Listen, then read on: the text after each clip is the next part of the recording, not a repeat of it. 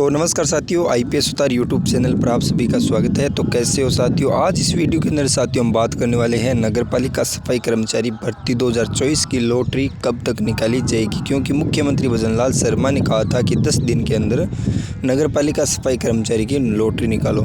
अब साथियों हम वेट करेंगे 25 जून तक, और 25 जून तक ये लॉटरी निकाली जाने की पूरी संभावना है कि 25 जून से पहले आपकी लॉटरी निकाली जाएगी। अब साथियों आप सभी एक सोच रहे हो, मन में बात है आपके कि जब लॉटरी निकाल दी जाएगी तो हम क्या करेंगे, हमें कैसे पता चलेगा और हमारा सिलेक्शन हुआ है या नहीं हुआ है, तो हमें क्या पता चलेगा। तो साथियों मैं एक बार आपको बता देता हूं कि जिस नगरीय निकाय से आपने आवेदन किया है नगरपालिका सफाई कर्मचारी के लिए, तो उस नगरीय निकाय की जो वेबसाइट है या फिर जो नगरपालिका सफाई कर्मचारी की जो भर्ती करवा रहा है वो विभाग है, उनकी वेबसाइट पर वो लिस्ट जारी कर देंगे और जिस लिस्ट में जिसका नाम आएगा उनका सिलेक्शन होगा।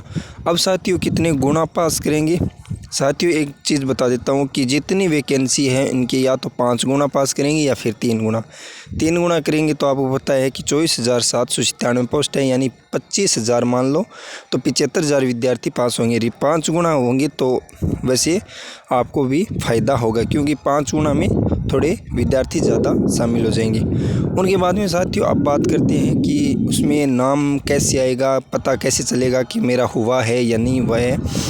तो साथियों जिस नगरीय निकाय से आपने आवेदन किया है वहाँ पर कितने आवेदन आए हैं, किस कैटेगरी के कितने आवेदन आए और किस कैटेगरी के वहाँ पर कितने पद हैं, उनके हिसाब से साथियों लॉटरी सिस्टम हर एक व्यक्ति का निकाला जाएगा और उसमें से जिसका भी चयन होगा उनकी लिस्ट है वो साथियों इस विभाग की वेबसाइट पर आपको उपलब्ध मिलेगी। और वेबसाइट पर आपका नाम और उस लिस्ट में यदि है तो साथियों आपको क्या करना है, जैसे ही आपका नाम आपको पता चले कि मेरा सिलेक्शन है वो सफाई कर्मचारी के अंदर 2 गुना 3 गुना के अंदर हो चुका है, तो आपको साथियों जितने भी इसमें डॉक्यूमेंट अलग अलग बताए गए हैं वो अच्छी तरह से जांच करके तैयार कर लेने हैं, क्योंकि लॉटरी निकालने के तुरंत 20 या 25 दिन के बाद में साथियों जिस नगरीय निकाय से आपने आवेदन किया है वहाँ पर आपका प्रैक्टिकल होगा। पहले साथियों 2018 के अंदर ये वैकेंसी आई थी, सिर्फ और सिर्फ लॉटरी के आधार पर थी, और साथियों 2023 के अंदर इसमें लॉटरी और प्रैक्टिकल दोनों और साथ में इंटरव्यू था, लेकिन इंटरव्यू कुछ कारण वजह से हटा दिया गया। लेकिन अब साथियों इंटरव्यू आपको नहीं देना पड़ेगा, प्रैक्टिकल आपको देना पड़ेगा। प्रैक्टिकल में साथियों ये देखेंगे कि बच्चे को नॉलेज है या नहीं है, सफाई के बारे में जानता है या नहीं जानता, उनके बारे में साथियों देखेंगे।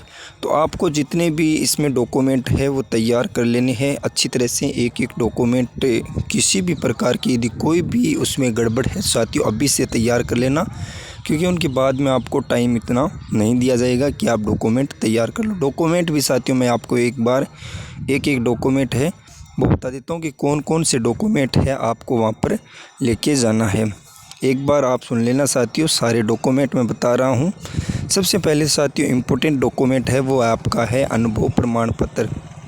अनुभव प्रमाण पत्र के साथ अनुभव प्रमाण पत्र के अंदर साथियों आपका 1 साल का अनुभव होना चाहिए। यदि 1 साल से कम का अनुभव है तो साथियों आपका अनुभव प्रमाण पत्र मान्य नहीं होगा, आपको तुरंत वहाँ से बाहर कर देंगे। उनके बाद में साथियों जिस जगह से आप रहते हो उस जगह का आपका मूल निवास प्रमाण पत्र होना चाहिए, और जिस कैटेगरी से आप बिलोंग करते हो साथियों उस कैटेगरी का सर्टिफिकेट होना चाहिए, जैसे ओबीसी SC ST से, और जनरल को वैसे कोई बनवाना होता नहीं है। उनके बाद में साथियों यदि आप विवाहित हो तो विवाहित प्रमाण पत्र, यदि अविवाहित हो तो अविवाहित प्रमाण पत्र आपके पास में होना चाहिए। उनके बाद में साथियों 2 चरित्र प्रमाण पत्र होने चाहिए, एक सरपंच का और एक अपनी स्कूल का, जिस स्कूल में पढ़े हो, और जो भाई नहीं पढ़ा है वो अपनी जो गांव की स्कूल है वहाँ से एक बनवा लेना और सरपंच साहब से एक बनवा लेना। उनके बाद में साथियों जन्म प्रमाण पत्र के लिए साथियों जिस भाई ने 10वीं कर रखी है उनके लिए तो वो जन्म प्रमाण पत्र के बराबर है 10वीं की मार्कशीट, और जिस भाई ने 10वीं नहीं कर रखी है और पढ़े लिखे नहीं है, 5वीं तक है और दूसरी तीसरी तक भी नहीं गए हैं साथियों, तो उनको क्या करना है, जन्म प्रमाण पत्र बनवा लेना है। जन्म प्रमाण पत्र के अंदर आपकी डेट ऑफ बर्थ है वो अंकित होगी।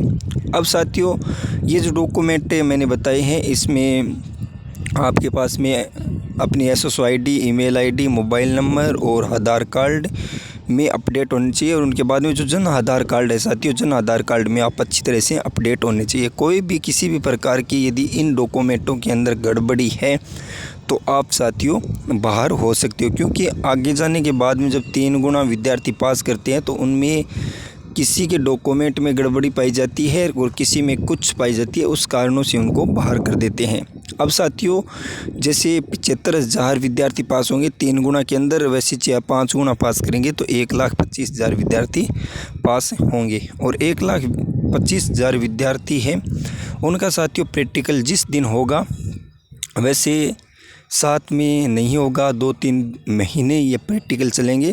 तो जिस नगरीय निकाय से आवेदन किया है वहाँ पर आपका प्रैक्टिकल होने वाला है। प्रैक्टिकल में भी साथियों आपको सफाई से रिलेटेड कुछ कार्य करवाए जाएंगे, चाहे वो फर्श की सफाई हो, चाहे वो नालों की सफाई हो, चाहे रोड की सफाई हो, वो अलग अलग करवाई जाएगी। उनमें भी आपको पूछा जाएगा कि हम नाले की सफाई किस औजार से करेंगे और इसमें कौन कौन से उपकरण उपलब्ध काम में आते हैं, उनके बारे में आपको नॉलेज होना चाहिए। साथियों अच्छी तरह से जो विद्यार्थी इसमें काम करके आया है उनको तो पता है सब चीज़ का, और जो कई भाई जो फर्जी तरीके से अनुभव बनवा कर इसमें आवेदन किया है उनको साथियों बाहर कर देंगे। और एक साथियों पीछे हाई कोर्ट का भी आदेश हुआ था कि अनुभव प्रमाण पत्र की जिम्मेदारी आप मत रखो। अनुभव प्रमाण पत्र हाई कोर्ट का जो अंतिम निर्णय आएगा उन पर रहेगा। हाई कोर्ट किस अनुभव प्रमाण पत्र को मान्यता देगा वो हाई कोर्ट पर है। आप अपनी भर्ती प्रक्रिया है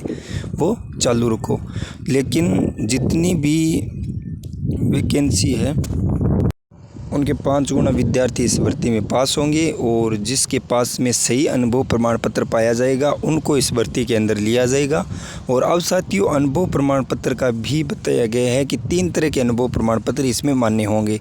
अब साथियों कल एक न्यूज़ आई थी, उसमें पूरा कन्फर्म पता तो नहीं है, लेकिन साथियों वो कह रहे हैं कि इसमें प्राइवेट सेक्टर का यदि अनुभव प्रमाण पत्र है आपके पास में तो उसमें साथियों आपके पीएफ कटा होना चाहिए। पीएफ यदि नहीं कटा हुआ है तो उनका नहीं माना जाएगा। लेकिन साथियों ये न्यूज़ है वो कन्फर्म नहीं है, आप इसे सीरियस मत लेना।